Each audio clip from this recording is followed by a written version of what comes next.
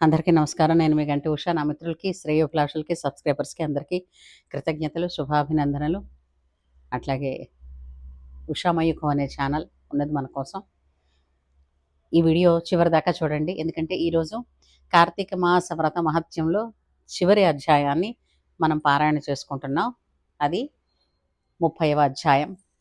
అయితే నిన్నటి రోజున మనం తెలుసుకున్నది ఏంటంటే అంబరీషుల వారిని దూర్వాసుల వారు తిరిగి ఏ విధంగా ఆశీర్వదించి అతనితో కలిపి భోజనం చేసి తిరిగి తన నిజస్థానానికి వెళ్ళారు అని అన్నది. అందులో ఏంటంటే మనకి అంబరీషోపాఖ్యానంలో సంపూర్ణంగా తెలుసుకున్నది ఏంటంటే ఏకాదశి పాలన, అలాగే ద్వాదశి పాలన, ఈ రెండు విషయాల గురించి. అంతేకాకుండా రాజు ఎవరి యందు శస్త్రాన్ని ప్రయోగించవచ్చు, ఎవరి యందు ప్రయోగించకూడదు, ధర్మబుద్ధి ఏ విధంగా ఉండాలి, తను ఎవరిని రక్షించాలి, ఎవరిపై తను ఆగ్రహించకూడదు, ఇలాంటి విషయాలన్నీ అందులో తెలిసాయి. అలాగే హరికి ఏ విధంగా దశావతారాలకి నాంది ఎలా పడింది, ఈ విషయాలన్నీ మనం అందులో తెలుసుకున్నాం. కాబట్టి ఈ 30వ అధ్యాయంలో దీని పేరే ధర్మ సూక్ష్మ కథనం అని చెప్పేసి. అయితే ఋషులందరూ కూడా, అంటే ఎప్పుడైనా మనకి నైమిసారణ్యంలో శౌనకాది మహామునులందరూ సూత మహర్షిని సత్రయాగ సందర్భంగా అనేక విషయాలు తెలుసుకోవాలని కోరడం, సూత మహర్షి వీళ్ళందరికీ కూడా అనేక విషయాలు తెలియజేయడమే అసలు నాందిగా మొదలుపెట్టి అందులోంచి పురాణాలు, అంతఃపురాణాలు, ఆ పురాణాల కథల్లోంచి ఒకదానిలోంచి ఒకటికి మనం వెళ్ళొస్తూ ఉంటాం. సో అలాగా సూత మహర్షిని మిగిలిన ఋషులందరూ అడిగి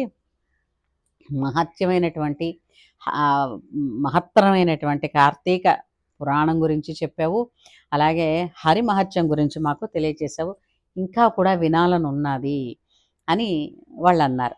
అడిగినప్పుడు సూత మహర్షి ఏమన్నారంటే, మీరు అడిగిన విషయం లోకోపకారమే అవుతుంది కదా అని ఆశిస్తూ ఏం చెప్పారంటే, ధర్మములలో ఎక్కువ ధర్మం ఏది, దేనివలన మోక్షం సిద్ధించును, దేవతల లోపల ఎక్కువ దేవుడెవ్వరు, ఏ కర్మ చేత మోహం నశించును, కలియుగమున మానవులు మందమతులు, జడులు, మృత్యుపీడితులు అవుతారు కదా, వారికి అనాయాసంగా మోక్షం దొరికే ఉపాయం చెప్పు అని అడిగినటువంటి మహర్షులందరికీ సూతుడు ఎలా చెప్తున్నారంటే, ఒక్కటే, అనేక పుణ్యతీర్థములందు స్నానాధికం ఆచరించడం, అవ చేస్తే ఏ ఫలాన్ని పొందుతారో ఆ ఫలము అతి చిన్నమైనటువంటి ఒక పని చేయడం వల్ల జరుగుతుంది. ఏమిటది అంటే, మునీశ్వరులారా వినండి, కార్తీక ఫలము వేదోక్తమైనది. అంటే కార్తీక మాసమందు వేదోక్త ఫలమును పొందెదరని భావం. కార్తీక వ్రతము హరికి ఆనంద కారణము. సర్వశాస్త్రములను సంపూర్ణముగా చెప్పుటకు నేను సమర్థుడను గాను, కాలము చాలదు, కాబట్టి సర్వశాస్త్రములలో సారాన్ని చెప్తాను వినండి అని చెప్తూ శ్రీహరి కథను సంగ్రహంగా చెప్పారు. శ్రీహరికి ఆసక్తులు ఘోరమైన నరకాల యందు పడక సంసార సముద్రం నుండి తరించబడతారు. కార్తీక మాసంలో ఎవరైతే హరిని పూజించి స్నానము, దానము, ఆలయములందు రాత్రి దీపము వెలిగిస్తూ ఉంటారో వారు అనేక పాపముల నుండి శీఘ్రముగా ముక్తులవుతారు. సూర్యుడు తులారాశి యందు ప్రవేశించినది మొదలు 30 దినములు ఈ కార్తీక వ్రతాన్ని చేయాలి. అట్లు చేసిన వాడు జీవన్ముక్తుడు అవుతాడు సుమా. ఎవరైనా సరే బ్రాహ్మణ, క్షత్రియ, వైశ్య, శూద్రులు, స్త్రీలు కానీ పురుషులు కానీ కార్తీక వ్రతమును చేసితే వాళ్ళు ఎన్నో మంచి ఫలితాలు పొందుతారు, పుణ్యఫలాలను పొందుతారు.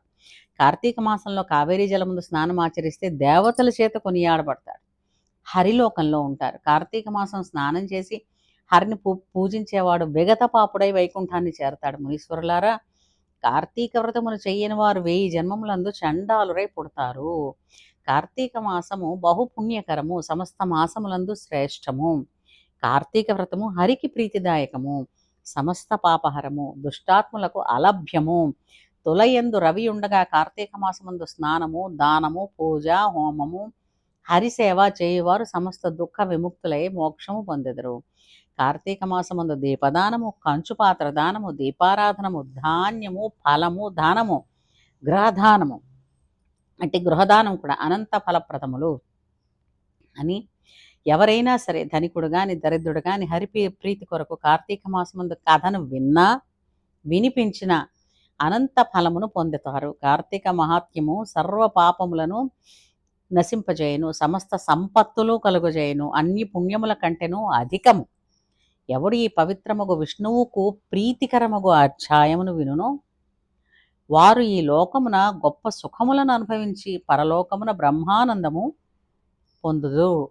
తిరిగి ఇక జనన మరణ చక్రములో పడకుండా పరమసుఖమును పొందెదరు.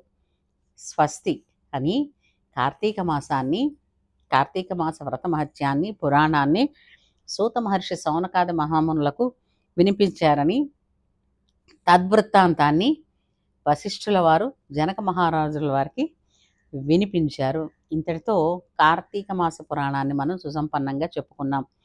కాబట్టి మళ్ళీ మళ్ళీ ఇలాంటి మంచి మంచి పురాణాల గురించి, పురాణాల పరంగా పురాణాలను అడ్డుపెట్టి మనకెంతో ధర్మాచరణని నేర్పినటువంటి మునులకు, ఋషీశ్వరులకు మనం కృతజ్ఞతలు తెలియజేసుకుంటూ ఇలాంటి విషయాలు మళ్ళీ మరిన్ని మనం మాట్లాడుకోవడానికి ఈ ఛానల్ని దయచేసి సబ్స్క్రైబ్ చేయండి.